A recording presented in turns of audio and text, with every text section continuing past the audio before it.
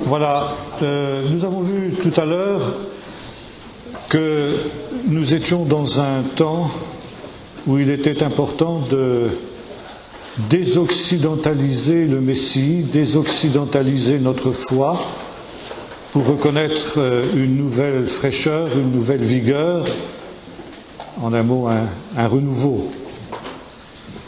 Et nous avons vu deuxièmement que la Torah n'avait été abolie ni par Jésus, ni par Paul.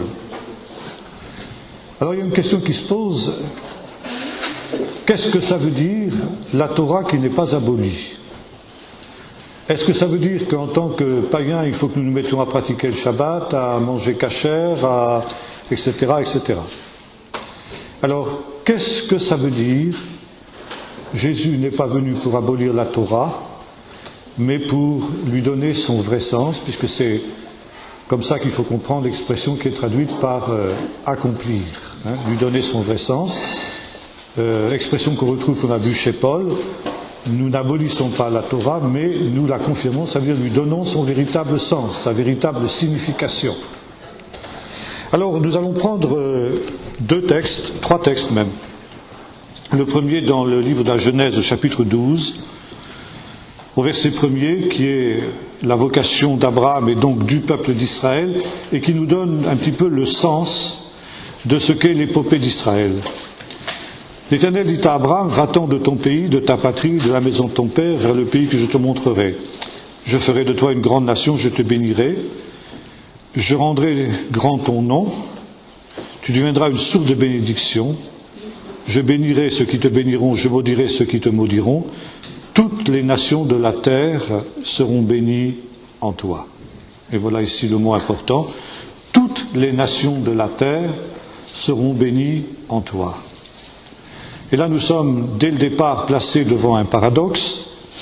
D'une part, la vocation d'un peuple, donc une dimension exclusiviste, mais qui a pour but la bénédiction de toutes les familles de la terre, donc une visée universaliste. Alors, entre cet exclusivisme de la vocation d'un peuple et l'universalisme de la bénédiction de tous les peuples, comment justement concilier ces deux contraires?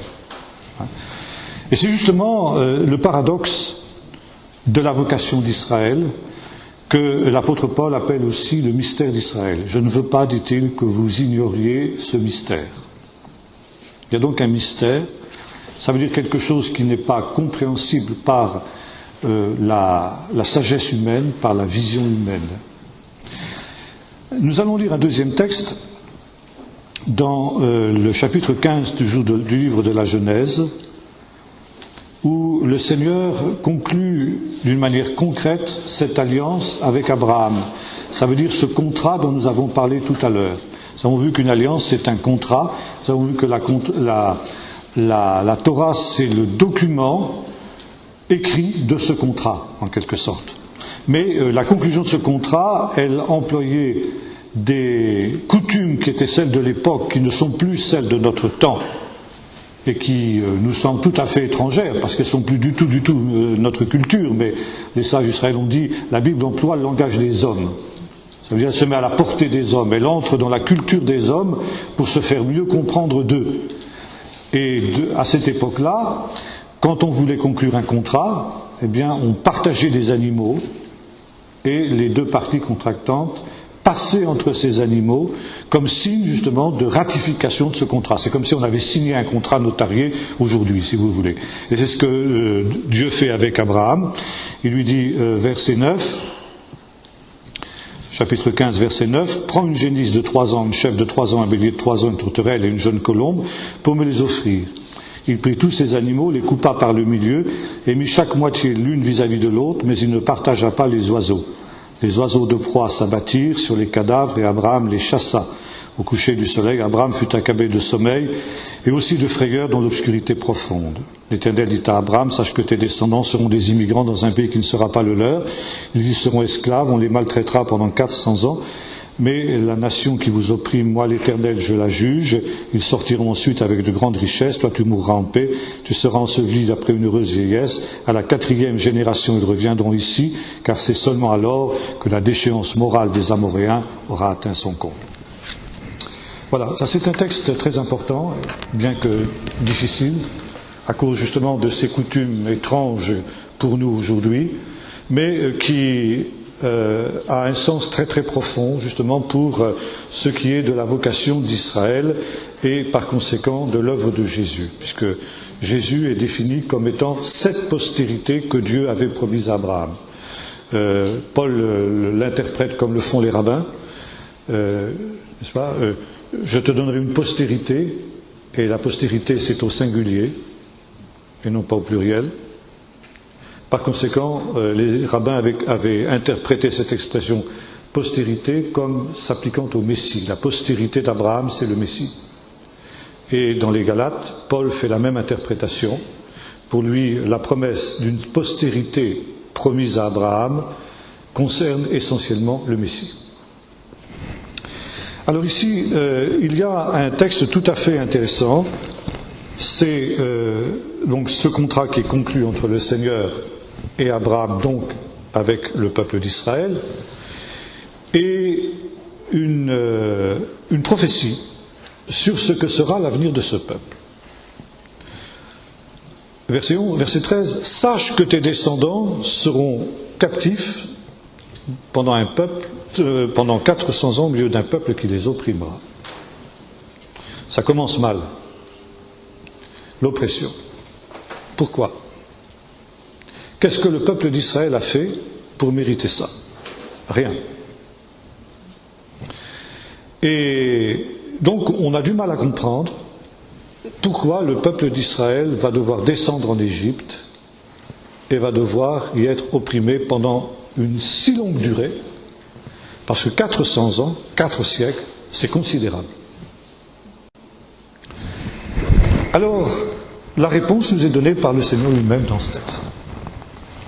Ce n'est qu'à la 4e génération, bon, je passe sur ici le problème de la génération et 400 ans, ce n'est qu'à la 4e génération que tes descendants reviendront dans ce pays-ci, et en hébreu ça se dit Kilo Shalem Avonai Mori Adena, car l'iniquité des Amoréens n'a pas encore atteint son paroxysme, son comble. En hébreu ça se dit Shalem, plénitude. L'iniquité des Amoréens n'a pas atteint sa plénitude. J'ai souvent prêché sur ce texte parce qu'il me semble être une clé de la compréhension de la Bible. Dieu aime le pécheur. Il aime toute créature. Il y a parfois des gens qui s'offusquent à l'idée qu'Israël puisse être un peuple élu. Parce que, quand on dit peuple élu, on a l'impression que les autres peuples sont exclus. Si Israël est élu, donc les autres sont exclus. Or, nous avons vu tout à l'heure, dans notre première lecture, dans le chapitre 12 de la Genèse, qu'il n'en est rien. Israël est élu, oui, comme les prémices, comme le premier-né de toutes les nations. Mais au travers de la vocation d'Israël, c'est toutes les nations qui sont appelées. Parce que justement, la vocation d'Israël doit être une bénédiction pour toutes les nations. Ça veut dire, Israël va être le canal par lequel la bénédiction de Dieu va se communiquer à toutes les nations. Et c'est pourquoi celui qui veut la bénédiction de Dieu doit obligatoirement s'approcher du peuple d'Israël. Or, Dieu est le Dieu d'Israël. Il n'est pas le Dieu des Français, il n'est pas le Dieu des Américains, il est le Dieu d'Israël. Ça, c'est incontournable. On ne peut pas éviter cette définition que Dieu se donne de lui-même. Et voilà, c'est par Israël que Dieu va vouloir bénir toutes les nations. Et Israël va être l'instrument de cette bénédiction. Et là, cette vocation n'est pas une vocation facile à assumer. C'est pourquoi, je fais une petite parenthèse, il y a beaucoup de païens aujourd'hui, de non-juifs, chrétiens non-juifs, qui ont envie d'être juifs, et qui pour ce faire fouillent dans leur généalogie pour se trouver un vague ancêtre juif, ou bien se trouver un nom qui a une vague consonance juive, et après ils se déclarent juifs. Eh bien, c'est pas facile d'être juif, comme l'ont dit les juifs eux-mêmes, et c'est pas quelque chose de facile à assumer que cette identité juive. Et le début de l'histoire d'Israël, telle qu'elle nous est prophétisée ici par Dieu à Abraham, nous le montre. Pour pouvoir être une bénédiction pour les nations, le peuple d'Israël est appelé à souffrir. Et on pourrait faire un parallèle extraordinaire entre le peuple d'Israël et Jésus dans ce domaine. Bien, ça je passe, ce serait une autre prédication. Mais le peuple d'Israël va souffrir. Il va souffrir parce que Dieu aime le pécheur. Et voilà la première question qui se pose. Pourquoi Israël, qui est appelé à posséder la terre de Canaan sur laquelle se tient Abraham au moment où il reçoit cette prophétie, pourquoi va-t-il devoir quitter cette terre pour descendre en Égypte, dans un peuple étranger? Pourquoi va-t-il devenir un peuple étranger? Première réponse, à cause de l'iniquité des Amoréens. Qu'est-ce que c'est que l'iniquité des Amoréens? L'iniquité des Amoréens, elle nous est dépeinte notamment dans le chapitre 18 du livre du Lévitique 18, verset 24 en particulier. Le chapitre 18 du livre du Lévitique nous dit ceci: quand vous allez entrer dans le pays promis, vous ne pratiquerez pas les abominations des Cananéens, parce que vous êtes un peuple saint. À toi, l'Éternel ton Dieu ne te permet pas cette conduite. Et quand vous lisez ce chapitre 18, qu'est-ce que vous voyez? Il est question essentiellement d'immoralité sexuelle. Toutes les formes d'immoralité sexuelle sont dépeintes. L'inceste, l'adultère, la bestialité, l'homosexualité, enfin tout ce que vous pouvez imaginer. Vous ne ferez pas ce qui se pratique dans ce pays. Ça veut dire dans le pays de Canaan. Les Amoréens, qu'est-ce que c'est? C'est les Cananéens. C'est un terme synonyme, pratiquement. Amoréens, c'était le nom que les Égyptiens donnaient aux Cananéens. Ils appelaient ça le pays d'Amourou. Donc Amourou, Amoréen, vous voyez, c'est la même racine. Donc Amoréen, Cananéen, c'est deux termes qui sont semblables. Et quelle était la nature du péché des Cananéens, des Amoréens? L'immoralité sexuelle. Bon, ça on le sait, j'ai parlé des écrits d'Ougarit tout à l'heure, on en a de très nombreuses confirmations par l'archéologie. On sait que l'essentiel des cultes cananéens, donc amoréens, c'était des cultes de la fertilité. Le pays de Canaan dépendait pour sa prospérité du régime des pluies. Et le problème de la pluie, le problème du manque de pluie, plus exactement, est un problème récurrent en Israël jusqu'à nos jours. On vient de vivre plusieurs années de sécheresse qui sont dramatiques actuellement, même pour l'État d'Israël moderne. Alors, pour assurer les pluies qui étaient nécessaires à la fécondité du pays, on pratiquait des rites religieux pour rendre les dieux favorables et envoyer les pluies. Et quels étaient ces rites de la fécondité? C'était des accouplements dans les temples d'idoles. Il y avait dans les temples d'idoles cananéens des prostituées sacrées qui étaient des prêtres et des prêtresses des deux sexes. Et on pensait qu'en s'accouplant dans les temples cananéens, on allait donc provoquer la fécondité aussi de la terre. Voilà, c'était l'essentiel de la religion cananéenne telle qu'elle nous est décrite dans les écrits d'Ougarit. Bien. Ça, ce sont des horribles pratiques. Pour la parole de Dieu, c'est éminemment condamnable. La Bible est le premier document de toute l'histoire humaine qui qualifie ces comportements courants à l'époque, Pas seulement chez les Cananéens d'ailleurs. La Bible les qualifie pour la première fois en l'histoire de l'humanité de toévot. C'est un mot très fort, ça veut dire des abominations. Et à cause de cela, le pays va vomir ses habitants. Le pays de Canaan va vomir ses habitants qui pratiquent de pareilles abominations. Et voilà les patriarches, leurs descendants, sont des saints hommes de Dieu, mais c'est des hommes. Et le Seigneur sait que si plusieurs générations restent dans ce pays, ils vont être contaminés par l'exemple des Cananéens au milieu desquels ils habitent. L'Égypte est un pays idolâtre, mais un pays un peu plus moral quand même que ces pays-là. On peut dire que l'Égypte est le phare de la civilisation de cette période. Et Dieu va faire en sorte que ce peuple descende en Égypte pour y être protégé de l'iniquité des Amoréens. Là, il va être à l'abri de la contagion, de la contamination, de la tentation que représenterait le fait d'habiter au milieu de ces populations complètement dévergondées, quoi. Et là, le peuple d'Israël en Égypte va être protégé. Deuxièmement, comme le dit le texte, il va devenir un grand peuple. Pas seulement au point de vue nombre d'habitants, mais grand parce qu'il va être imprégné de la culture égyptienne, qui est la culture la plus élaborée, la plus avancée de l'époque. Et par conséquent, non seulement il va avoir une culture biblique, je dirais, mais il va avoir aussi une culture profane, qui va faire de lui un grand peuple.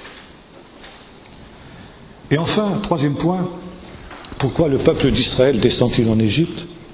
Parce que pendant ce temps-là, eh bien, Dieu use de patience envers les Amoréens. Dieu aime le pécheur, il ne veut pas que le pécheur périsse, mais il lui donne du temps pour l'amener à la repentance. Cette idée d'un Dieu qui patiente, d'un Dieu qui supporte le péché et l'iniquité, c'est une des clés de la compréhension de la Bible. Dieu aime tellement le pécheur qu'il lui donne beaucoup de temps pour qu'il se repente. Avant de juger, Dieu attend. Et le pécheur, justement, est quelqu'un qui se méprend totalement sur cette patience de Dieu. Il s'imagine que Dieu est faible, et il s'imagine que Dieu ne fait ni bien ni mal. Vous trouvez ça dans le livre des psaumes. Et au lieu de se repentir, eh bien, au contraire, il va s'endurcir, il va aller de plus en plus loin dans le péché, jusqu'à ce que, finalement, la coupe déborde, et c'est l'expression shalem, remplie, jusqu'à ce que l'iniquité des Amoréens soit remplie. Il y a un moment où le péché est tellement abondant, tellement énorme, que c'est comme une coupe qui déborde.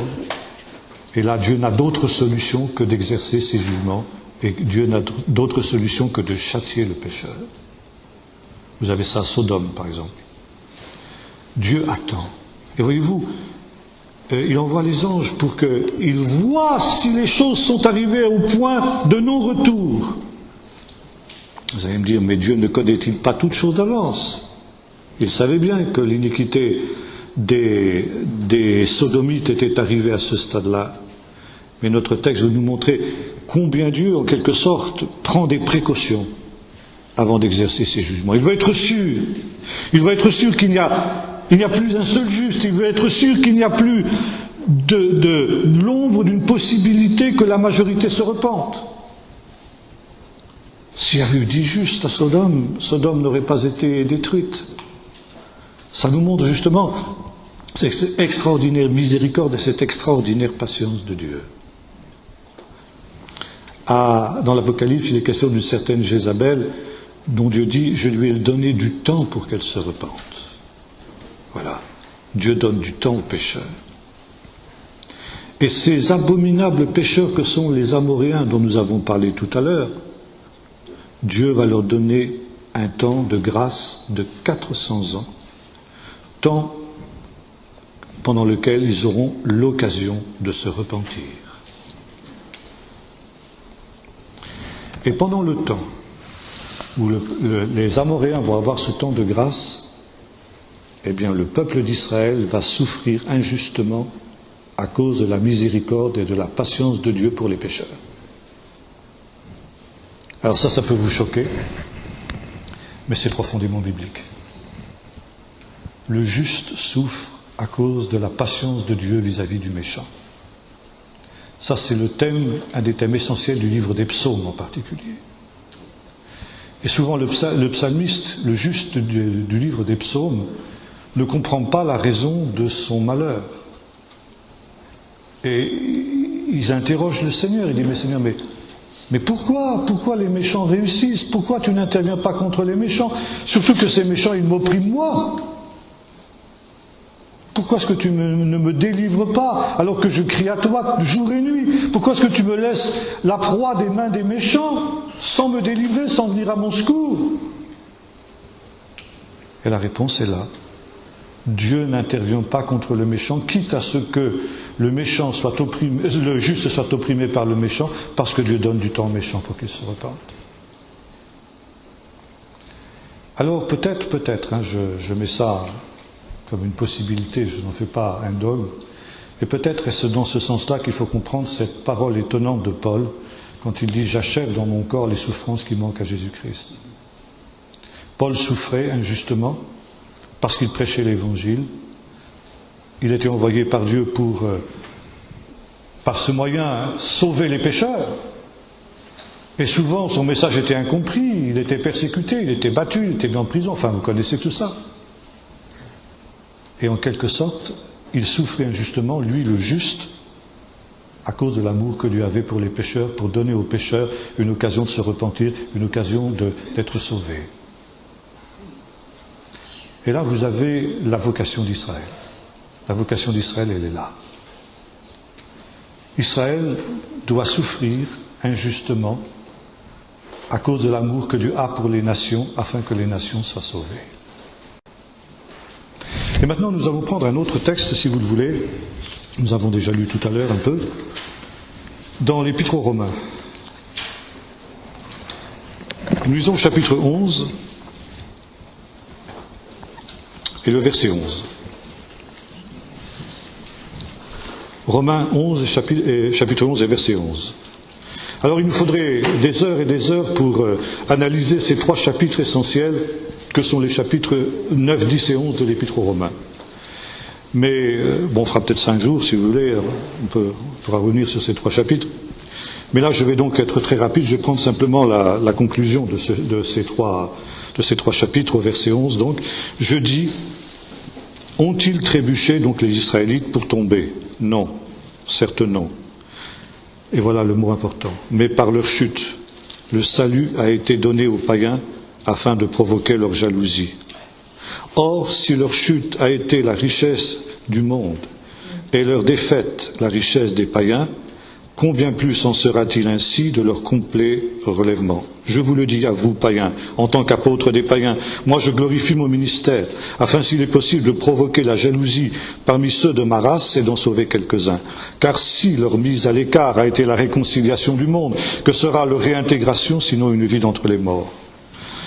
On a lu tout à l'heure ce texte et maintenant nous passons au verset 25. Car je ne veux pas, frères, que vous ignoriez ce mystère afin que vous ne vous regardiez pas comme sages. Il y a un endurcissement partiel d'Israël jusqu'à ce que le pléroma des païens soit entré. Alors on traduit ça par la totalité, la plénitude, etc. En fait, c'est le même mot que dans le texte de Genèse 15 que nous avons lu tout à l'heure. Jusqu'à ce que les Amoréens aient atteint leur plénitude. Voilà comment on peut traduire. Jusqu'à ce que la plénitude des païens soit entrée dans Romains. C'est le même mot, c'est la même pensée. Et là, Paul a en filigrane dans son esprit, bien évidemment, ce texte de Romains 15 que nous avons, de Genèse 15 que nous avons rapidement commenté il y a un instant. Qu'est-ce que veut dire l'apôtre Paul ici? Là, on est au cœur du mystère d'Israël. Alors, il faut d'abord ici replacer dans son contexte ce que Paul essaie d'expliquer à ces Romains. Ces Romains sont des non-juifs qui ont cru en Jésus. Et il y a une question qui se pose à eux comme elle se pose à nous. La question est la suivante. Comment se fait-il que ce peuple d'Israël, par lequel nous est venu le salut à nous païens, par lequel nous est venue l'Écriture et par lequel nous est venu Jésus, comment se fait-il que ce canal de la bénédiction de Dieu pour nous païens soit resté à l'écart de cette bénédiction et ne soit pas rentré dans cette bénédiction en ne croyant pas en Jésus? Là, nous sommes au cœur d'un paradoxe. Le peuple par lequel nous, païens, nous avons cru en Jésus, lui ne croit pas en Jésus. Alors Paul explique-nous ça, parce que nous Romains, on ne comprend plus là. Alors Paul dit, ben voilà, justement, le peuple d'Israël, pendant des siècles, avant la venue de Jésus, jusqu'à la venue de Jésus, a été le seul peuple qui a connu le Seigneur. Le seul peuple qui a eu la Torah, le seul peuple qui a eu l'espérance de la venue du Messie, qui a attendu le Messie. Il y a cette période que le monde chrétien fête juste avant Noël, qu'on appelle la période de l'Avent. Et vous connaissez tous ce chant qu'on entend encore dans les prises uniques à la période de Noël. Depuis 4000 ans, depuis plus de 4000 ans, nous attendions ce que les prophètes avaient promis. Depuis plus de 4000 ans, nous attendions cet heureux temps. Mais non, c'est pas vrai, excusez-moi. Les païens n'ont jamais attendu pendant 4000 ans la venue du Messie. Les seuls qui l'ont fait, c'était les Juifs. Parce que, comme dira l'apôtre Paul dans l'Épître aux Éphésiens, jusque-là, les païens étaient sans Dieu, athéoi, et sans espérance. Sans aucune espérance. Étrangers à la grâce de Dieu, étrangers aux alliances, éloignés de toutes ces choses. Sans foi, sans espérance. Privés de tout. Seul le peuple d'Israël avait cette connaissance du vrai Dieu. Et maintenant, lorsque Jésus vient, il ne s'adresse qu'aux seules brebis perdues de la maison d'Israël. Il n'y a pas d'annonce aux païens. Et lorsque même cette femme cananéenne demande à Jésus de guérir sa fille, vous savez qu'il faudra qu'il se fasse prier pour qu'il accepte de guérir cette fille. Alors, les païens n'ont aucune espérance. Pendant les 10 premières années qui suivent la Pentecôte, l'Évangile n'est prêché qu'aux seuls Juifs. Et pendant 10 ans, l'Église n'a été composée que de Juifs. Ce n'est que après justement l'épisode de Corneille que nous évoquions tout à l'heure, que l'Église s'est ouverte aux païens. Et là, forcément, quelque chose de nouveau est venu, quelque chose de nouveau est né. Et bien sûr, c'est quelque chose qui n'a pas été facile. Bon, ça je reviendrai dans un instant. Mais il y a un texte très intéressant que nous allons lire maintenant dans le livre des Actes, au chapitre 3.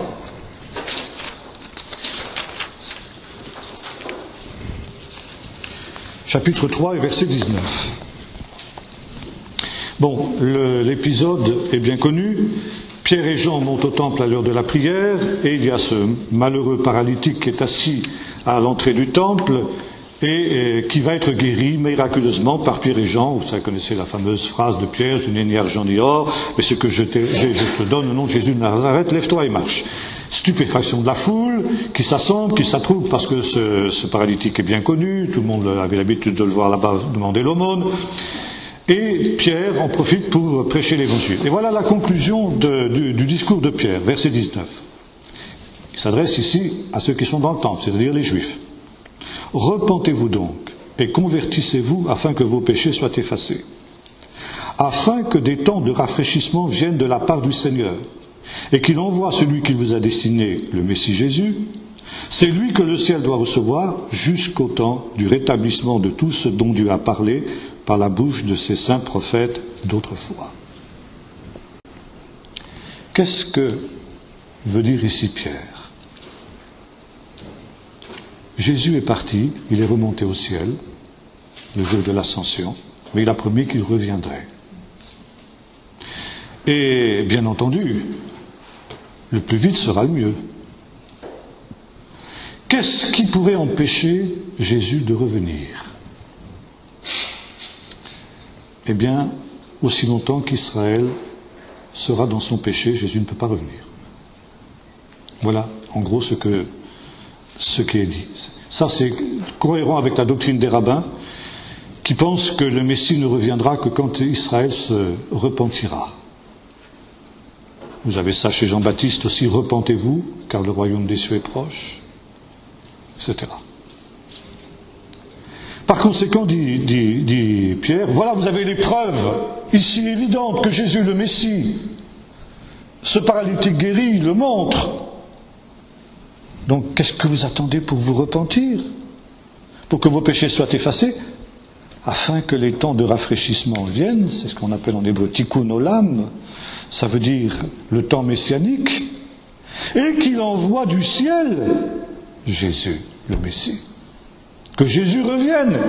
Jésus n'attend qu'une seule chose pour revenir, et pour établir son royaume, pour que le loup habite avec l'agneau, pour que, etc., il ne se fasse ni tort ni dommage sur sa montagne sainte, que les nations brisent leurs épées et les transforment en socs de charrue. Il n'attend qu'une seule chose, la repentance d'Israël.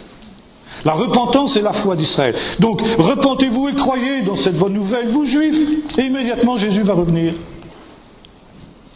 Je dis merci Seigneur qu'ils ne l'ont pas fait. Parce qu'autrement, ni vous ni moi, nous serions là aujourd'hui. Vous comprenez? Est-ce que vous commencez à comprendre ce mystère d'Israël? Pourquoi, justement, comme le dit l'apôtre Paul au chapitre 10 de ce même épître aux Romains, Dieu a volontairement endurci Israël? Ça, c'est tout le thème du chapitre 10. L'endurcissement d'Israël vis-à-vis de Jésus entre mystérieusement dans le plan de Dieu, et c'est ça le mystère d'Israël. Pourquoi ce peuple par lequel nous est arrivé, nous païens, l'Évangile, pourquoi est-il aujourd'hui encore loin de son Messie? Parce que Dieu l'a voulu comme ça. C'est Dieu qui a fait ça. Et pourquoi Dieu l'a fait? Parce qu'il aime les nations. Parce qu'il aime les non-juifs. Et Dieu a voulu leur donner un temps de grâce pour qu'ils se repentent. Comme il a voulu donner un temps de grâce aux Amoréens, 400 ans aux Amoréens, pour qu'ils aient le temps de se repentir. Et pendant tout ce temps de grâce qui a été donné aux nations, qui dure depuis 2000 ans maintenant, Dieu a envoyé des prédicateurs, ses apôtres, jusqu'aux extrémités de la terre, pour qu'ils annoncent l'Évangile à toute créature. C'est ça le temps des nations, et c'est ça le temps de grâce que Dieu a donné aux nations. Et pour que les nations puissent avoir ce temps de grâce, il était indispensable qu'Israël soit en dehors de son héritage. Car si j'allais dire par malheur pour nous païens en tout cas, si par malheur pour nous, Israël s'était repenti, Jésus serait revenu immédiatement, et beaucoup d'entre nous ne serions pas là aujourd'hui. Donc il fallait qu'il en soit ainsi. Une partie d'Israël est tombée dans l'endurcissement jusqu'à ce que la totalité des élus des païens soit rentrée dans la grâce de Dieu. Voilà ce que nous dit l'apôtre Paul. Jusqu'à la plénitude des nations, la plénitude des élus. Jusqu'à ce que tous ceux que Dieu a connus d'avance pour être sauvés, justement, puissent entrer dans ce salut. Et ce n'est qu'à ce moment-là, et à ce moment-là seulement, que tout Israël croira et que tout Israël sera sauvé. Et quand tout Israël croira, qu'est-ce qui se passera? Jésus reviendra immédiatement. Alors, il y a maintenant un autre point. C'est que pendant tout ce temps, Israël donc est dans l'endurcissement. Israël, comme le dira le même apôtre Paul dans la 2e aux Corinthiens, a un voile sur les yeux et il en subit les conséquences. Et quelles étaient les conséquences? Nous avons lu tout à l'heure quand nous avons parlé du code de l'alliance.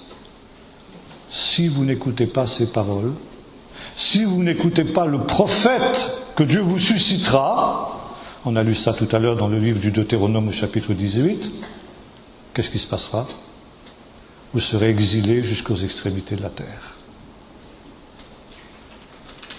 Vous souffrirez parmi les nations, vous serez opprimés parmi les nations, de la même manière que la première génération du peuple d'Israël a été 400 ans en esclavage en Égypte et a été opprimée par les Égyptiens.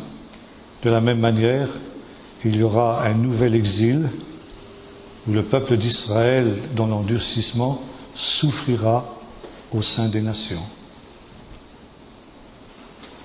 Et ces souffrances d'Israël, eh bien, elles sont dues tout simplement à la miséricorde de Dieu pour les nations. Dieu endurcit volontairement le cœur de son peuple avec toutes les conséquences qui en découlent pour son peuple, par amour pour les nations. Pour leur donner l'occasion de se repentir, pour leur donner l'occasion d'entrer dans le salut, pour qu'au dernier jour, quand tout Israël sera sauvé, il y ait des élus d'entre toutes les nations qui le soient avec Israël. C'est ça le plan de Dieu, et ça correspond à la vocation qui a été donnée à Abraham. Tu es béni, tu es mis à part pour être une source de bénédiction, de telle sorte que toutes les nations de la terre seront bénies en toi. Et quand Paul dit ça, il dit justement, vous, païens, faites très attention vis-à-vis du peuple d'Israël. Faites très attention quant à votre attitude vis-à-vis du peuple d'Israël. Parce que vous auriez tendance à être orgueilleux par rapport au peuple d'Israël. En disant, nous avons cru et ils n'ont pas cru.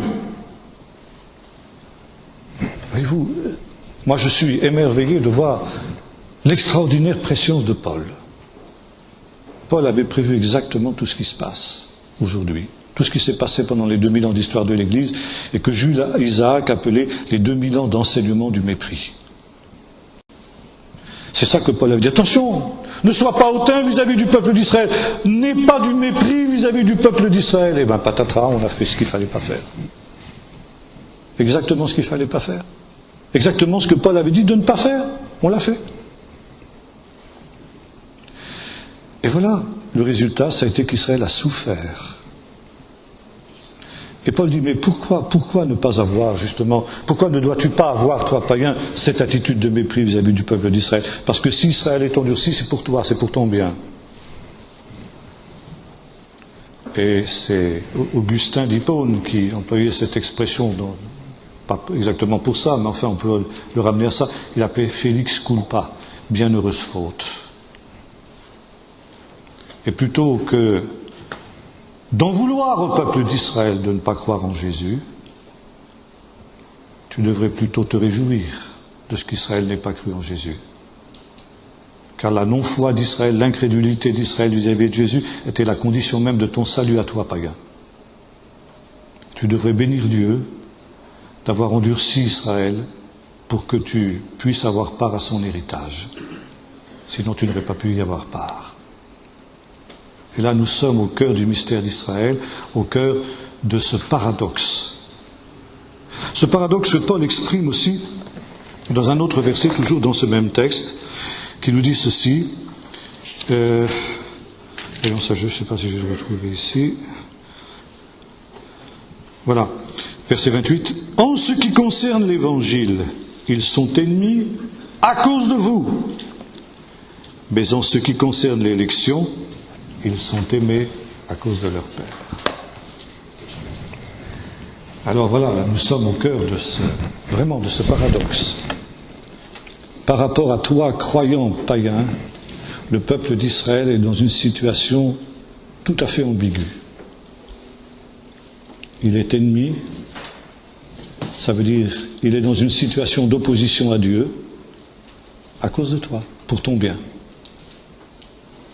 Et pourtant, même dans cette opposition à Dieu, il reste aimé de Dieu, il reste le peuple élu, et Dieu n'a pas varié d'un pouce quant à sa position vis-à-vis de ce peuple, son amour, ses promesses, et tout ce qui lui avait été donné et promis. Rien n'a varié. Et c'est la raison pour laquelle, toi aussi, païen, tu es dans une situation paradoxale vis-à-vis du peuple d'Israël.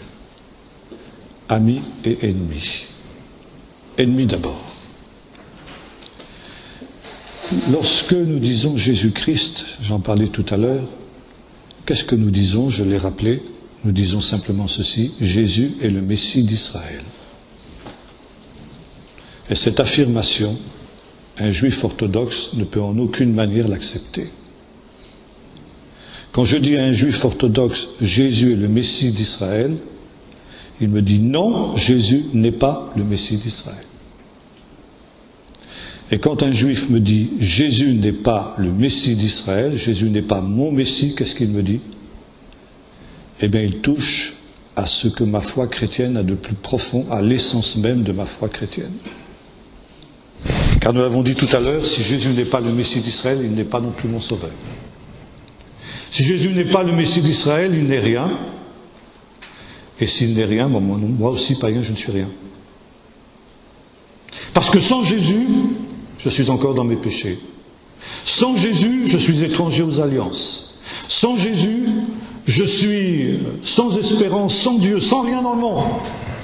Je me retrouve dans la situation où étaient les païens avant la venue de Jésus, dont nous avons parlé tout à l'heure. Seul le peuple d'Israël à part au bienfait de Dieu. Et moi, j'en suis totalement privé, si Jésus n'est pas le Messie. Et c'est pourquoi, quand un juif me dit « Jésus n'est pas le Messie », j'ai une réaction spontanée d'agressivité. Parce que je me sens agressé dans ce que ma foi chrétienne a de plus profond. Et j'ai tendance naturellement à traiter le juif en ennemi. Est-ce que vous comprenez ça? Et Paul nous dit ça, c'est la tendance naturelle, c'est vrai.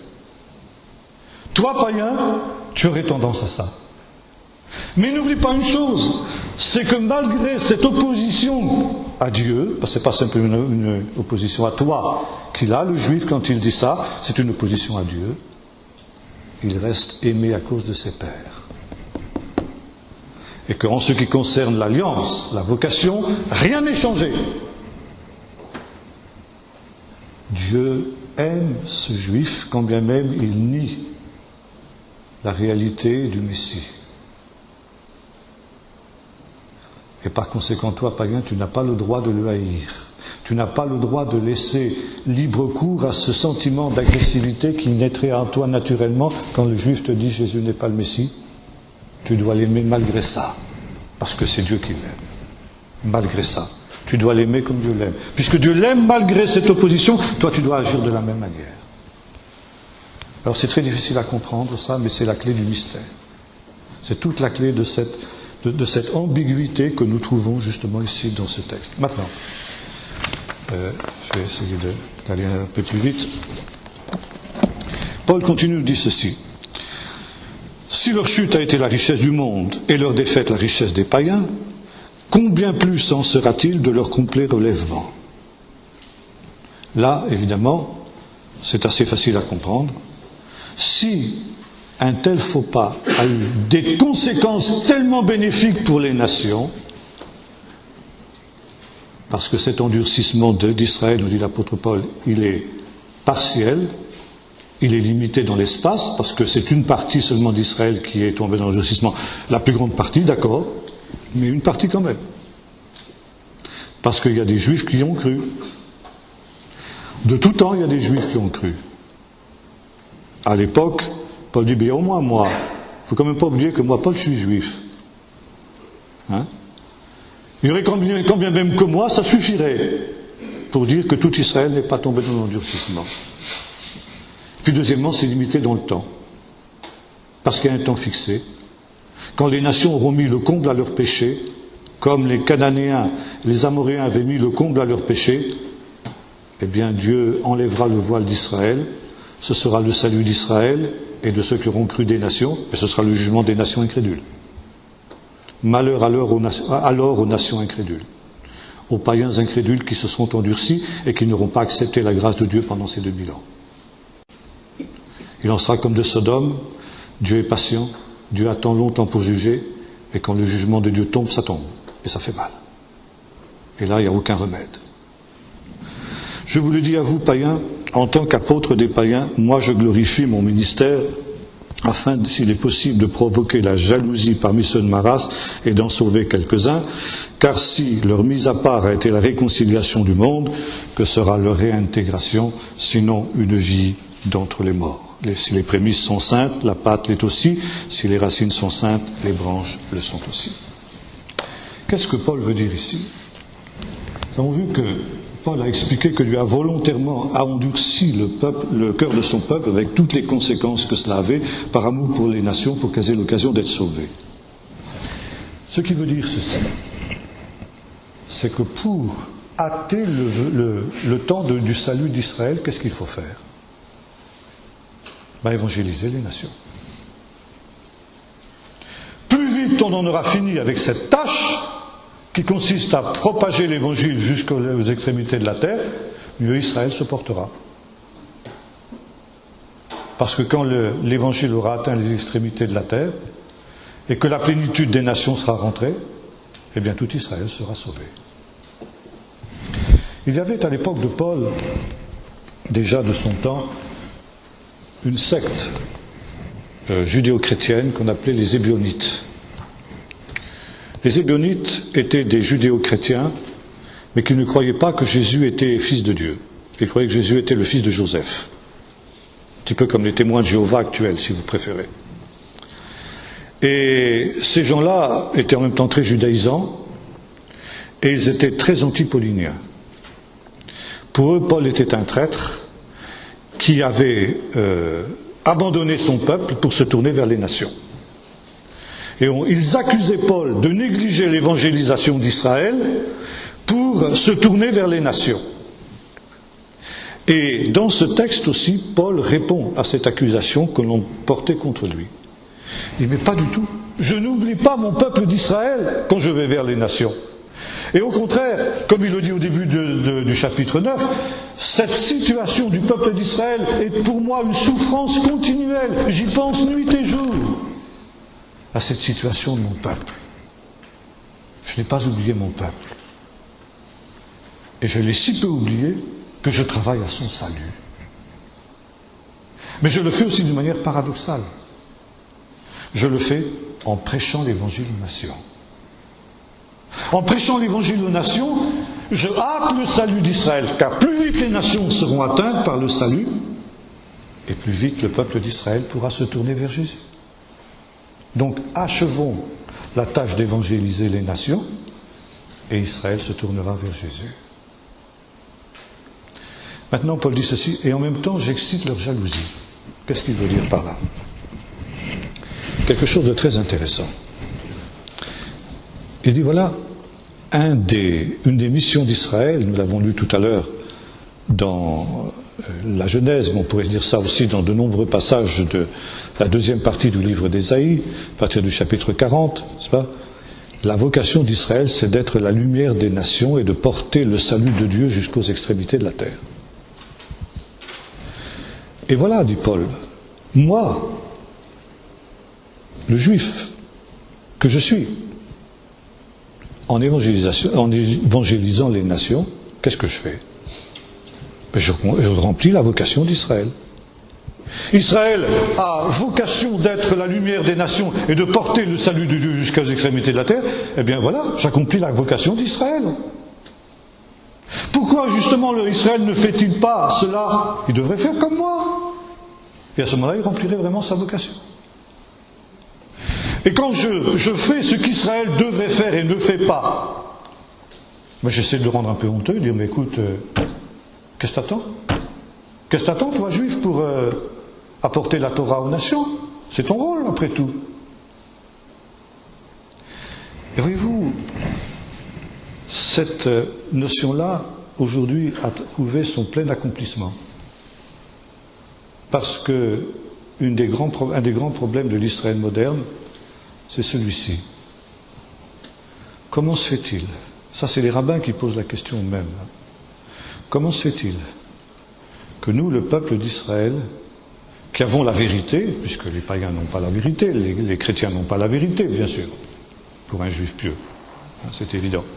Comment se fait-il que nous, juifs qui avons la vérité, nous n'avons pas été capables de porter l'évangile aux nations, de porter la Torah aux nations, Et cette Église chrétienne qui est hérétique a fait ce que nous aurions dû faire, que nous n'avons pas su faire. C'est exactement ce que Paul avait annoncé. Et voilà, j'essaie de rendre mon peuple jaloux. Et aujourd'hui, le christianisme est une question posée à Israël. Comment se fait-il que le christianisme non seulement ait réussi à subsister alors qu'il n'est pas dans l'orthodoxie juive, mais qu'il ait réussi à porter la Torah d'Israël à toutes les nations? Un professeur de l'université hébraïque écrivait à peu près ceci: quand nous sommes partis en 70 après Jésus-Christ, la Bible était le livre d'un seul peuple. Quand nous revenons 2000 ans après, la Bible est le livre de tous les peuples, mais ce n'est pas grâce à nous. Et ça, c'est le problème du peuple d'Israël aujourd'hui.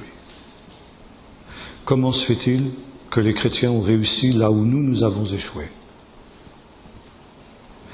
Et un juif qui réfléchit, et il y en a de plus en plus qui le font, est obligé de reconnaître qu'il y a quelque chose de Dieu dans le christianisme.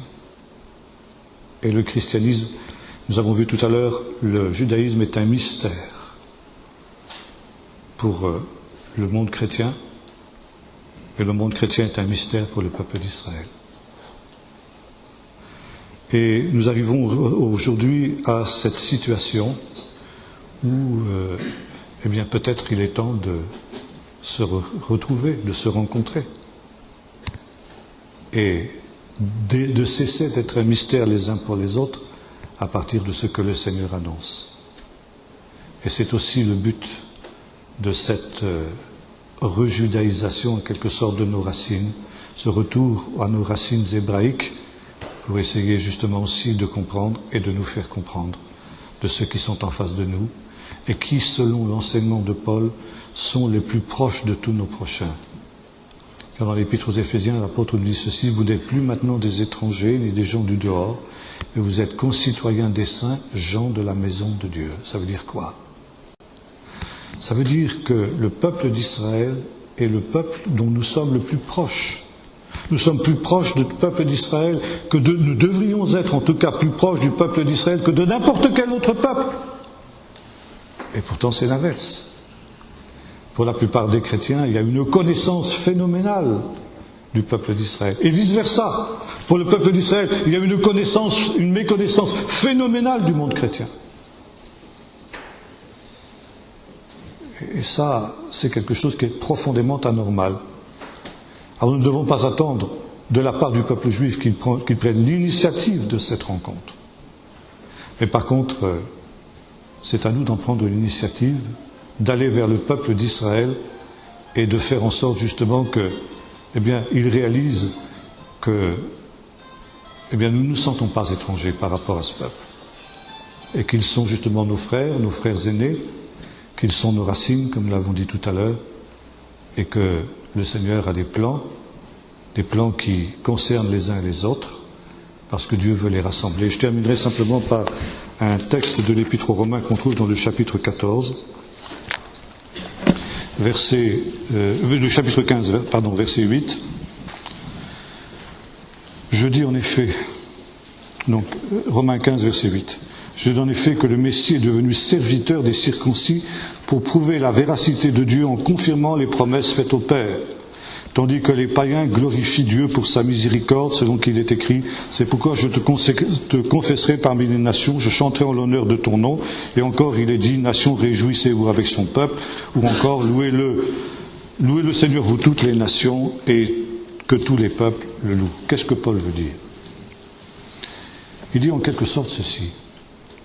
D'une certaine manière, Dieu avait une dette vis-à-vis du peuple d'Israël, parce qu'il s'était engagé vis-à-vis de lui à ses pères. Mais vis-à-vis des païens, Dieu ne devait rien. Dieu ne s'était aucunement engagé vis-à-vis des païens. Alors Jésus a rempli sa dette, la dette de Dieu vis-à-vis du peuple d'Israël, et gratuitement, il y a associé les païens. Et les païens glorifient Dieu pour sa bonté, car c'est par pure grâce, par pure bonté, que les païens ont part à l'héritage d'Israël. Et ensuite, il nous dit, donc il cite que tous les peuples le louent, et encore il paraîtra le rejeton d'Ishaï, celui qui se lèvera pour commander les nations, et les nations espéreront en lui. Louer les nations avec son peuple, ça veut dire que dans le plan de Dieu, dans la gloire éternelle telle qu'elle est dépeinte, notamment dans le 7e chapitre du livre de l'Apocalypse, les nations sont associées au peuple d'Israël, comme avait annoncé le prophète Sophonie. Les nations seront Bétor Israël, on dit en hébreu, ça veut dire au sein d'Israël. On retrouve la traduction tout à l'heure de cette idée de greffer au milieu d'Israël, au sein d'Israël, de telle sorte que les païens pourront être juifs. Ça veut dire louer le Seigneur. Le juif, ça veut dire celui qui loue. Yehudi, c'est celui qui loue. Louez-le, nation avec son peuple. On peut traduire soyez juifs, nation avec son peuple. Juifs et non-juifs sont unis dans la même louange pour des raisons différentes. Le juif, parce que Dieu a été fidèle aux promesses qu'il avait faites à ses pères. Le non-juif, parce que Dieu l'a associé à ses promesses d'une manière totalement imméritée et totalement gratuite, par pure bonté et par pure grâce. Mais les uns et les autres, quoi qu'il en soit, louent ensemble le même Seigneur, qui a eu la même grâce et la même miséricorde envers eux, et qui a fait d'eux un seul peuple, de telle sorte qu'ils sont devant le trône, célébrant pour l'éternité les merveilles de Dieu. Voilà ce que je voulais vous dire cet après-midi. Voilà, on a un petit temps de questions encore, si vous voulez. Si vous n'êtes pas trop fatigué.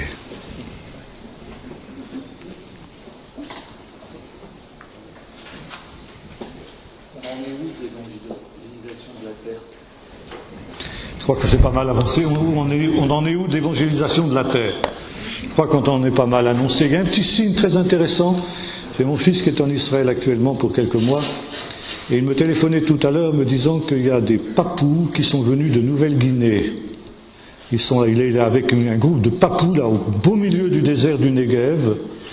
Et ces Papous sont venus pour célébrer en quelque sorte la prochaine venue du Messie. Et ils ont l'intention de faire en costume national un grand défilé dans Jérusalem pour rappeler aux Juifs que le Messie vient, qu'ils aiment Israël, qu'il y a des nations qui aiment Israël jusqu'aux extrémités de la terre. Les Papous, c'est pas tout près. Je crois que là, on est vraiment aux extrémités de la terre et je pense que c'est vraiment un signe très très important, très très intéressant. Ouais. Pasteur, lorsque vous nous avez dit, c'est pas facile Non. à assimiler, ni d'un côté ni de l'autre. Ouais. Mais il y a une chose, oui, l'évangile est bien parvenu aux extrémités de la terre. Mais moi, ce qui me fait peur, alors là, c'est la déchristianisation des nations. Oui. Alors on s'en sort plus. Alors justement, là, le mot pléroma, oui, ce qui me fait peur, dit la sœur, c'est la déchristianisation des nations. Alors elle dit, on s'en sort plus. Je dis, le mot pléroma, le mot plénitude, a deux significations. D'un côté, il signifie la plénitude du nombre des élus des nations, qui est destinée au salut. Et deuxièmement aussi, il signifie la plénitude du péché des nations. Parce que nous avons vu que dans l'histoire des Amoréens, le châtiment des Amoréens et donc le salut d'Israël, car c'est lorsque les Amoréens perdront leurs droits sur ce pays qu'Israël pourra sortir d'Égypte et prendre possession du pays qui aura vomi les Amoréens. Par conséquent, pour qu'Israël soit sauvé, il faudra qu'à son tour, si j'ose dire, les nations apostasient ce qu'a été leur héritage. Et c'est exactement ce que nous sommes en train de vivre. Et voilà, absolument. Par conséquent, justement, cette apostasie des nations, ce que vous appelez la déchristianisation, eh bien, c'est aussi quelque chose qui est annoncé, qui est prévu, qui entre dans la perspective des choses dernières. Alors on ne sera pas sauvé. Celui qui persévérera jusqu'à la fin sera sauvé, si. Mais c'est le salut de toutes les générations passées aussi. Attention, il ne faut pas oublier les générations passées qui, elles, ont été... C'est tous les réveils, c'est tout ça, quoi.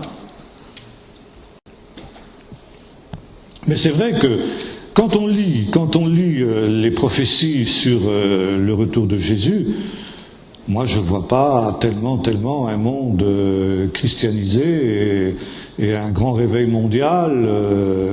Je vois plutôt, justement, d'ailleurs, c'est annoncé dans de multiples textes, n'est-ce pas, l'apostasie. L'apostasie, c'est-à-dire l'abandon de la foi. Beaucoup renieront, la plupart renieront le maître qu'ils auront racheté, et parce que le péché se sera accru, eh bien, l'amour du plus grand nombre se refroidira, dit Jésus. Seul celui qui persévérera jusqu'à la fin sera sauvé. Quand le Fils de l'homme reviendra, Trouvera-t-il la foi sur la terre? Vous avez des multiples versets qui vont dans ce sens-là. Alors évidemment, on n'aime pas beaucoup prendre en compte ces versets parce que c'est pas tellement ce qu'on voudrait, quoi. Hein. Alors, grand réveil, moi je veux bien qu'il y ait un grand réveil, mais le dernier grand réveil, ce sera celui du peuple d'Israël.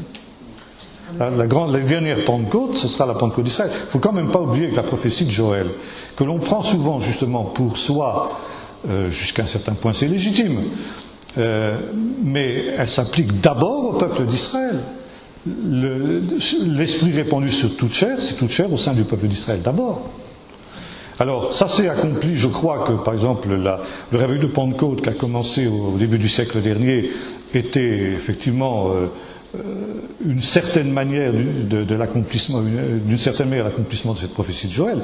Mais je crois que la prophétie n'est pas encore pleinement accomplie et qu'elle ne s'accomplira que lorsque, comme le dit l'apôtre Paul dans le texte de Romains 11, n'est-ce pas, l'Esprit Saint sera répandu sur Israël au dernier jour. alors les Juifs messianiques.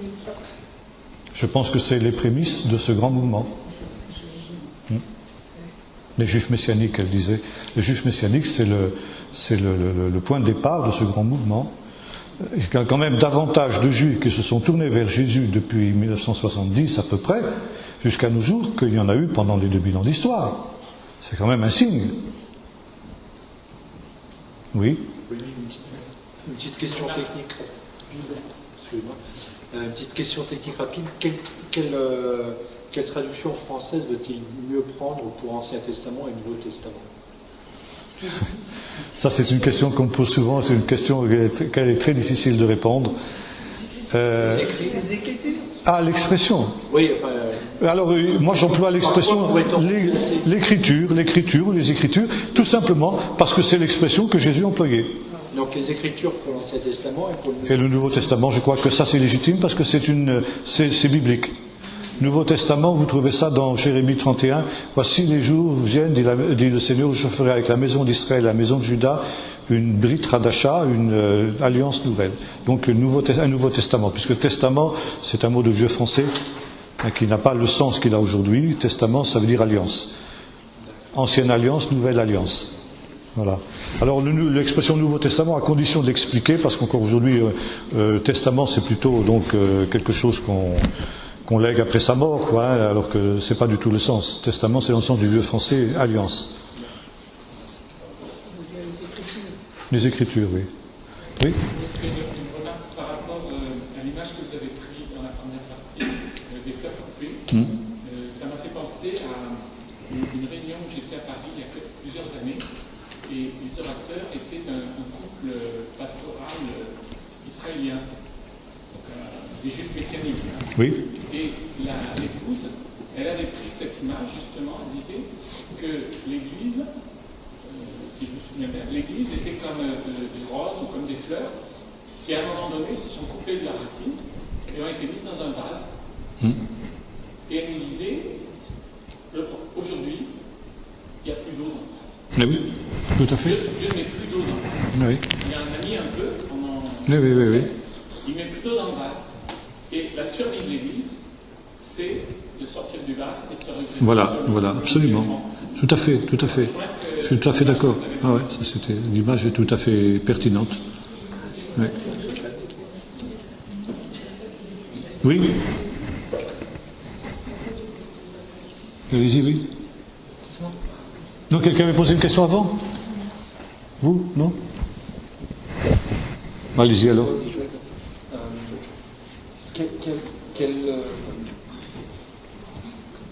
Comment doit-on se comporter maintenant, qu'on doit savoir, qu'on sait maintenant, par rapport à la Torah, en tant que païen? C'est ça. c'est ça. Ça, c'est une très bonne question. Alors, la Torah, oui, comment se comporter en tant que païen vis-à-vis de la Torah? Oui, ça, c'est vrai, j'avais prévu de répondre à cette question, je ne l'ai pas fait. Alors, vous avez raison de me le rappeler. La Torah, comme j'ai dit tout à l'heure, a des exigences différentes pour les uns que pour les autres. Et notamment, la Torah n'exige pas les mêmes choses des Juifs et des païens. Jamais la Torah n'a exigé des païens ce qu'elle exige des Juifs. Et c'est la raison pour laquelle, quand les païens se sont convertis au christianisme, s'est posée la question du statut des païens dans l'Église. Qu'est-ce qu'on va faire de ces païens? Et il y avait donc deux partis, vous le savez, vous lisez ça dans le livre des Actes au chapitre 15, il y avait deux partis qui s'affrontaient, un parti qui disait, eh bien, il faut que les païens soient circoncis, ça veut dire qu'ils deviennent juifs, qu'ils entrent dans l'alliance avec Israël. Et ceux qui disaient non, les païens peuvent entrer en tant que tels, et ne sont pas du tout, par conséquent, n'étant pas circoncis, ils ne sont pas du tout astreints disons, à ce que Paul appelle les œuvres de la loi. Car les œuvres de la loi, qu'est-ce que ça veut dire? Les œuvres de la loi, c'est ce qui est spécifique au peuple d'Israël, les œuvres de la Torah. Et les œuvres de la loi, telles que les rabbins la définissent à cette époque-là, parce que ça, il faut connaître la littérature juive de l'époque aussi pour comprendre, c'était la circoncision, le Shabbat, la cacheroute, c'est-à-dire les lois alimentaires, et les fêtes. C'est essentiellement ça. Ça veut dire ce qui faisait l'identité juive, ce qui faisait le mode de vie juif. Et toute une partie de l'Église, la majorité de l'Église, n'est-ce pas, a conclu en disant, eh bien, on n'a pas à imposer ces choses aux non-juifs. Les non-juifs ne sont pas obligés par ces lois qui sont spécifiques au peuple d'Israël. Étant bien entendu que le juif qui a cru en Jésus se trouve dans une situation différente. Lui, étant juif, il a à se situer différemment par rapport à ces choses. Mais en tout cas, en ce qui concerne le païen, il n'a pas du tout à entrer dans ce mode de vie-là. Et Paul reprochera justement à Pierre, dans l'incident d'Antioche, de contraindre les païens à judaïser, ça veut dire à mener une vie à la manière juive. Alors ça, c'est très important parce qu'effectivement, il y a tout un mouvement actuellement dans le christianisme de chrétiens non juifs qui, s'approchant d'Israël, ont envie de vivre à la juive, ce qui n'a jamais été une nécessité en ce qui les concerne. Ce qui ne veut pas dire que ponctuellement, dans certaines circonstances, pour manifester une solidarité avec le peuple juif, on ne participe pas à telle cérémonie juive ou à telle fête, ou etc. Bon, ça c'est autre chose. D'ailleurs, c'est très intéressant de noter que Luc, par exemple, il y a un incident fort intéressant qui nous est rapporté dans le livre des Actes, que quand Paul était en Grèce, alors je ne sais plus trop si c'était quand il était à Athènes ou bien à Corinthe, c'était à Corinthe je crois. Bon, il avait laissé une partie de son équipe à Thessalonique, dont Luc. Et Luc écrit ceci: nous avons attendu la fin de la fête des Matzot pour rejoindre Paul à Corinthe. Et il dit nous, lui le non-juif. Lui le non-juif, il a respecté la loi juive de ne pas voyager pendant la fête des Matzot. C'est intéressant, je note le fait, je dis pas qu'il faut obligatoirement limiter, mais je dis que voilà, là il s'est solidarisé de ses frères juifs. Alors, c'est là que nous avons justement le fameux décret apostolique de Acte 15, où il nous est dit ceci, et ça c'est la grande innovation, parce que vous aviez à l'époque du Nouveau Testament cette idée que les païens, dans le judaïsme orthodoxe en général, les païens pouvaient avoir part aussi à l'héritage d'Israël à une seule condition, c'est qu'ils deviennent ce qu'on appelait les fils de Noé. Ça veut dire qu'ils respectent les 7 lois noachiques, ce qu'on appelle les 7 lois noachiques, c'est-à-dire le culte du Dieu unique, le refus du meurtre, de l'adultère, enfin disons de toutes les impuretés sexuelles, du vol, de l'adoration des idoles, se donner des cours de justice, et puis j'en oublie une, bon peu importe, enfin il y a 7 lois noachiques. À partir de ce moment-là, ils devenaient ce qu'on appelait un craignant Dieu. C'est une expression qui revient souvent dans le livre des Actes. Les craignants Dieu, c'était des gens qui acceptaient les 7 principes de Noé, mais qui ne devenaient pas juifs à part entière. C'est-à-dire qu'ils ne pratiquaient pas la circoncision, notamment. Alors ces gens-là avaient part, en quelque sorte, au Commonwealth d'Israël, mais ils n'avaient pas non plus, ils n'avaient pas tous les droits. Ils n'étaient pas à égalité, ils étaient moins que les juifs. Tandis que dans l'Église, ce qui est la grande nouveauté, c'est que ces païens, non seulement ils entrent dans l'Église en tant que tels, mais dans l'Église ils sont à égalité totale avec les Juifs. Ça a été le grand combat de Paul vis-à-vis de toute une aile de l'Église juive qui refusait d'accorder aux non-juifs les mêmes droits que les Juifs.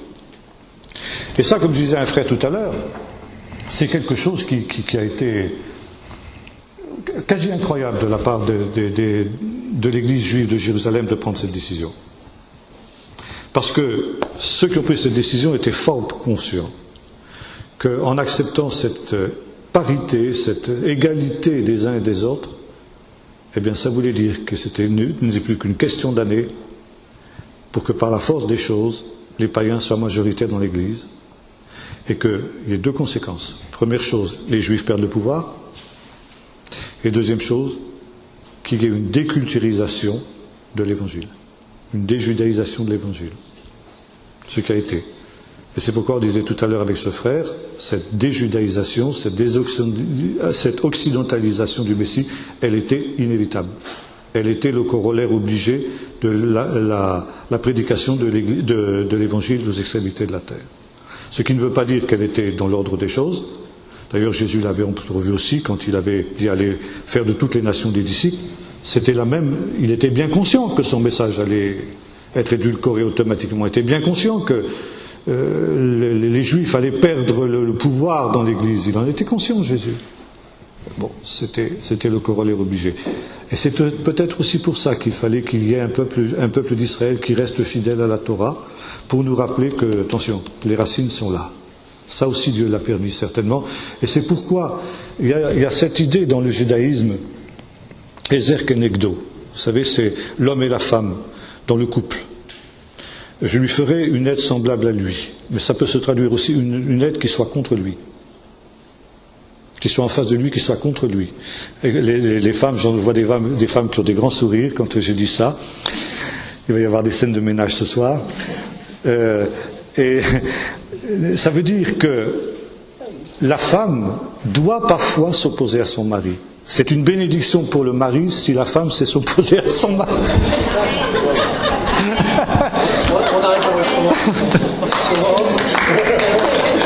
Parce qu'on a besoin d'un vis-à-vis qui soit comme moi, mais de temps en temps qui me dit attention là tu t'égares. Oui, mais Paul a dit aussi, femmes, soyez soumises à vos maris. Oui, c'est vrai. Sacha Guitry a dit, mais, je suis contre les femmes, tout contre. Mais les rabbins ont fait l'assimilation, ils ont dit voilà, finalement, je crois qu'on peut faire cette assimilation en disant, eh bien, le christianisme a besoin de quelqu'un qui le conteste. Vous voyez ? Et je crois que le Seigneur a laissé subsister aussi le peuple d'Israël dans son refus, dans sa contestation, pour aussi nous rappeler, attention, vous pouvez dériver dans un christiano-paganisme, d'un pagano-christianisme, comme vous voudrez. Vous pouvez dériver, par exemple, il y a une dérive là, qui m'afflige énormément, qu'on voit dans les chants qu'on chante dans la plupart des églises évangéliques, il n'y en a que pour Jésus. Le Père est complètement escamoté. Eh bien ça choque. Un juif viendrait dans nos églises, il serait profondément choqué. Et il aurait confirmation de ce qu'on enseigne toujours dans les synagogues, à savoir que Jésus est le Dieu des chrétiens. Jésus n'est pas le Dieu des chrétiens, c'est Dieu, c'est le Père. Jésus est Seigneur, n'est-ce pas? Il est le Fils de Dieu, mais il n'est pas... Il est Dieu, ça c'est évident, il n'y a aucun doute à cela, mais le Père est plus grand que lui, il le dit, hein. C'est clair. Bon, voilà, c'est un genre de dérive que le judaïsme nous rappellerait. Attention, là, vous êtes en train de dériver. Vous avez des choses comme ça. Bon, attention par rapport à la Torah, ce qu'on a dit tout à l'heure. Vous voyez, nous avons besoin de cette contestation. Et eux aussi besoin de notre contestation. C'est réciproque. Comme le mari a besoin de la contestation de sa femme, et la femme, et je reçois notre frère, a besoin de la contestation de son mari.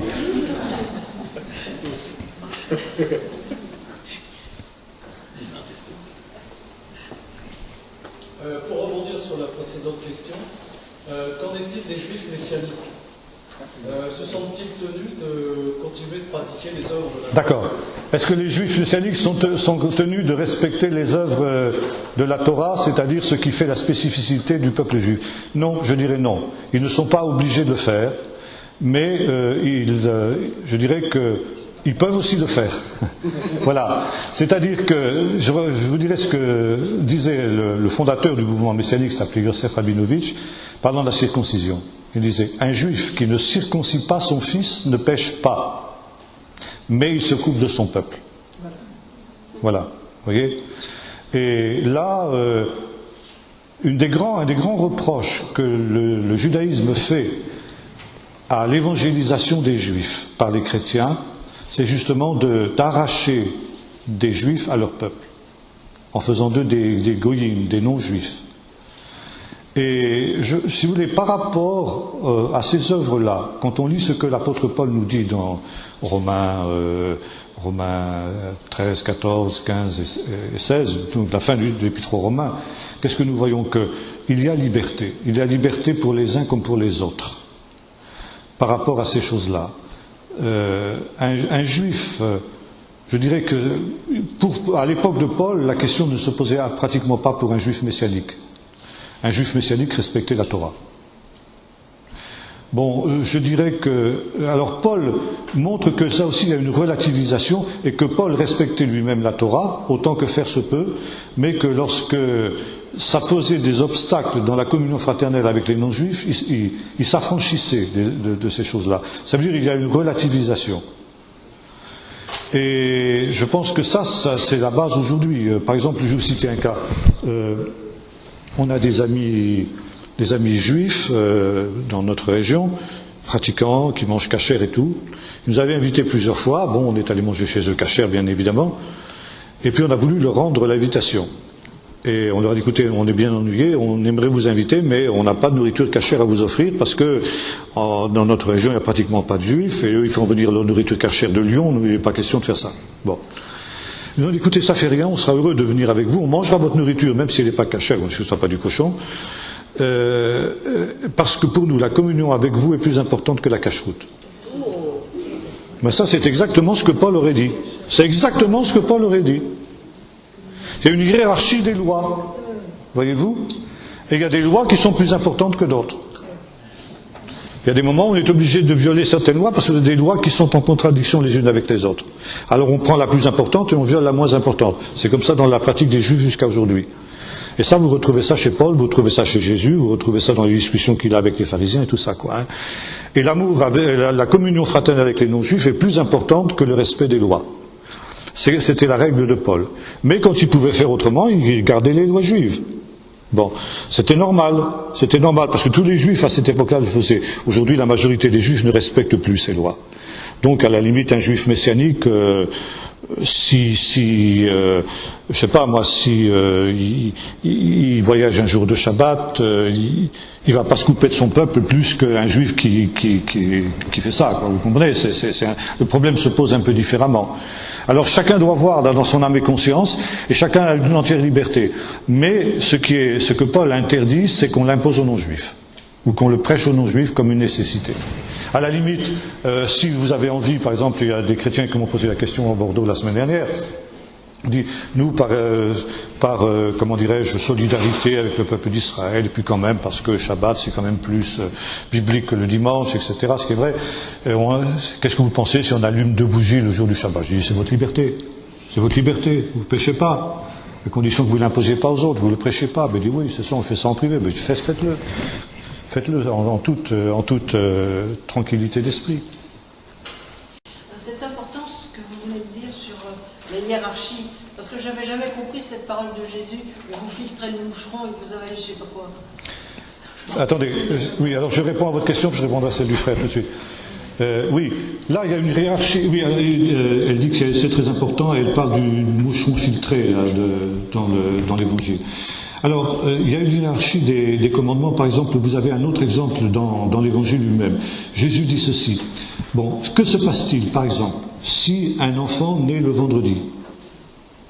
Logiquement, il doit être circoncis 8 jours après. Or, 8 jours après, ça va tomber le samedi. Et le samedi, on n'a pas le droit de faire de travail. Donc, d'un côté comme de l'autre, on est coincé. Si on circoncis l'enfant, on viole le commandement sur le Shabbat. Et si on ne circoncit pas l'enfant, on viole le commandement sur la circoncision le 8e jour. Qu'est-ce qu'il faut faire? Alors, on a légiféré, les rabbins ont légiféré, disant le commandement de la circoncision est plus important que le commandement du Shabbat. Donc, si un enfant naît le vendredi, on viole le Shabbat pour le circoncire. Parce qu'il y a une hiérarchie des commandements. Bon, que se passe-t-il si quelqu'un tombe malade le jour du Shabbat? Eh bien, on a le droit les docteurs ont le droit de travailler le jour du Shabbat, parce que sauver une vie, c'est plus important que de respecter le Shabbat. Vous avez une hiérarchie des commandements. Vous comprenez?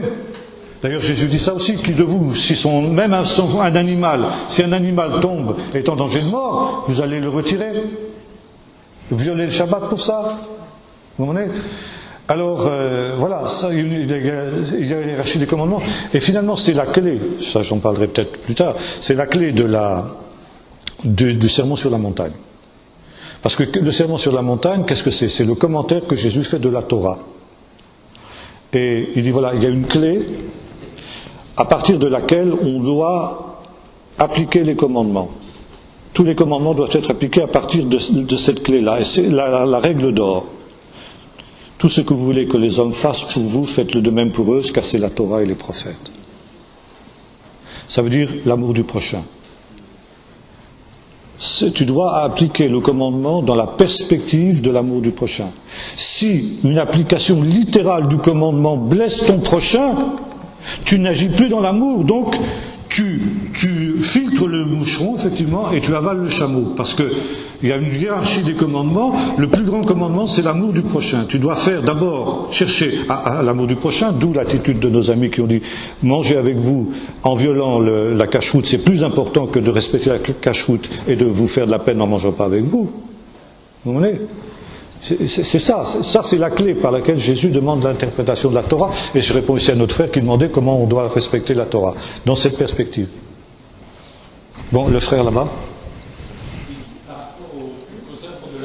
C'est la dernière question parce que je vois qu'il est l'heure, il faut qu'on parte à 6h pile. Vous avez inclus donc, dans les œuvres de la Torah, effectivement, la circoncision, la cache-route, tout ça qui sont très spécifiques au peuple juif.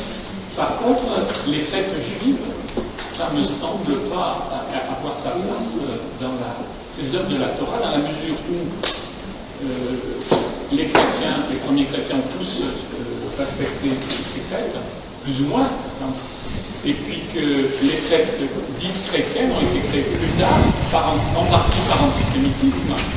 Et puis troisièmement, il y a le fait que Dieu est en train de réunir les deux actuellement, c'est-à-dire qu'il fait prendre conscience, comme vous le faites avec nous, il fait prendre conscience aux chrétiens qu'on doit se remettre sur des racines juives.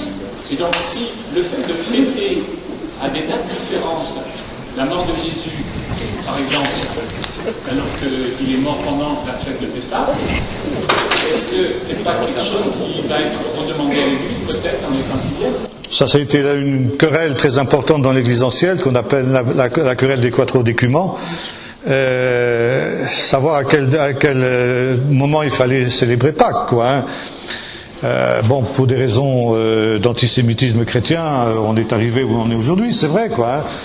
Maintenant, Paul nous dit non plus de ne pas s'arrêter aux fêtes et au Shabbat. Il dit ça dans les Colossiens parce que c'était l'ombre des choses à venir. Alors, si quelqu'un a envie de fêter la résurrection de Jésus en même temps que Pâques, grand bien lui fasse. Moi, c'est très bien, c'est très bien. Mais les juifs messianiques le font. Et si on veut être en communion avec eux, on a une difficulté? Non, je sais pas, je crois pas. Non, parce que eux ont aussi à nous respecter de la même manière. Voyez-vous, on peut pas effacer d'un trait de plume 2000 ans d'histoire. Ça, c'est pas non plus parce qu'on va créer des nouvelles divisions.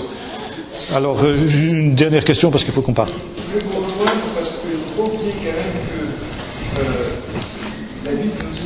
le corps, on est quand même le membre, le corps, c'est fait partie du corps de Christ. Et en Christ, il n'y a ni juif, ni grec, ni païen. Oui, C'est-à-dire que cette communion se vit au-delà de ces entités. tout à fait. Par contre, là où il y a l'équilibre dans le corps de Christ, c'est que même si cette communion se vit, Dieu permet qu'on garde notre identité.